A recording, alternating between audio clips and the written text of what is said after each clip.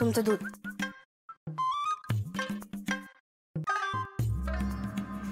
ते मी काय म्हणत होते, तुम्ही जिम काढायचं म्हणत होता ना, त्याचं काय झालं? आओ काय विचारते मी, तुमच्या जिमचं काय झालं?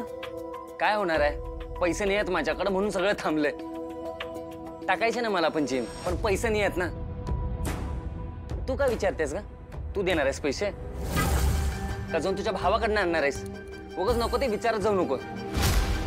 आणि काय ग, काय मिळतं तुला हे सगळं विचार? आधी स्वतःचे प्रॉब्लेम सोडो, स्वतःच्या अडचणी सोडो. माझं मी समर्थ आहे. मी फक्त ते विचारत होते, एवढं चिडायला काय झालंय तेव्हा? आणि तसं बी आपण एकमेकांना अडचणी नाही सांगितल्या तर त्यावर उपाय कसा निघणार? आणि मी तुला विचारलाय काय ग उपाय? हा, माझं मी काढीन की उपाय. मी काय अडाणी नाहीये. आणि हे बघ, तू नको तिथं तुझं नाक नको खुपचू.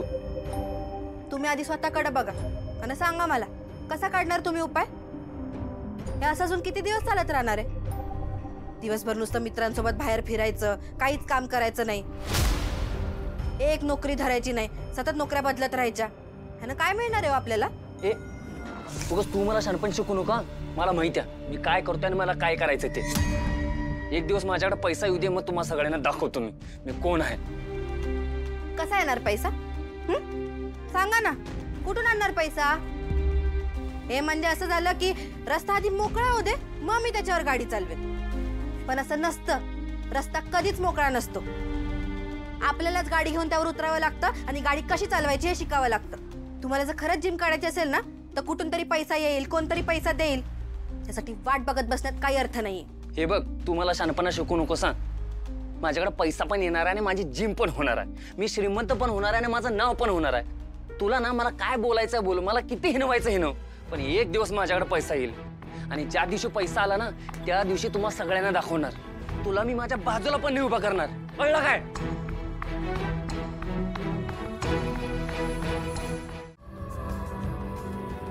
अगं, तुला जितकं वाईट वाटतंय ना, तितकंच वाईट आम्हाला सुद्धा वाटतंय. पण एवढं जर मनाला लावून घेशील ना, तर यातनं बाहेर पडायला अवघड पडेल तुला.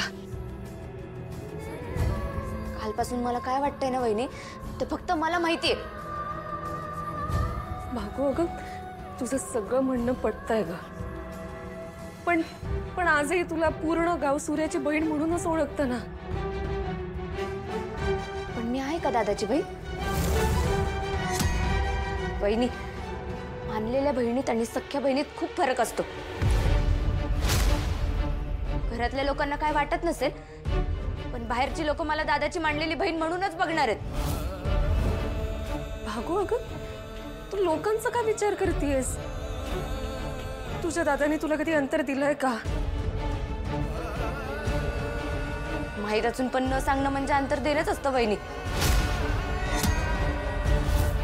याला सगळं माहिती होतं, पण याने मला काहीच नाही सांगितलं. कारण आता माझ्यावर विश्वासच नव्हता. हो ना? माझ्या एका पण प्रश्नाचं उत्तर इथल्या कुणाकडेच नाहीये. भागू, बाळा उठ ना ग. हे बघ, आमचं चुकलंच, पण याचा अन्नावर राग काढणं हे काही बरोबर नाहीये ग. ह्याच्यानं ना स्वतःला त्रास करून घेतेस तू. तुला आमचा राग आलाय ना, मग तू चिड आमच्यावर. हवं असेल तर ओरड, मार, काही कर, पण असं स्वतःला त्रास करून घेऊ नकोस ना ग. बाबू, अगं सकाळपासून काहीच खाल्लं नाहीयेस तू. चल बरं, उठ आता. वहिनी, मी सांगितलं ना, मला नाहीये भूक. तुम्ही घ्या जेवून आणि जा इथून. अगं, असं कसं जेवून घेणार? आणि तू जर काही खाल्लं नसेल तर तुझ्या दादाला तरी जेवण जाणार आहे का? का नाही जाणार? एवढे दिवस तो मला फसवू शकतो, तर मला सोडून जीवही शकतो. भागू, अगं असं नको ना बोलूस.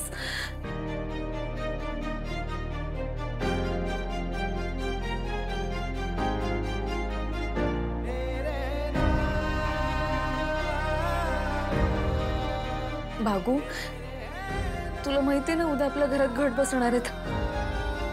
तुझ्या दादाचा उपवास असतो आणि आज जर त्याने काही रात्री खाल्लं नाही ना तर उद्या पूर्ण दिवसभर त्याला त्रास होऊ शकतो. भागू, तू जर जेवली नाहीस तर सूर्यच काय, घरातलं कोणीही काही खाणार नाही हे चांगलंच माहिती आहे ना ग तुला. ऐकतेस का माझं भागू? अगं तुझ्या दादाने तुला कधीतरी अंतर दिलंय का ग? अगं तुला सख्ख्या बहिणीपेक्षाही कधी कमी मानलं नाहीये त्याने. सख्खी बहीण मानणं आणि असणं यात खूप फरक आहे वहिनी. तू आण माझं जेवण इथं, मी खाईल, मला भूक लागेल की.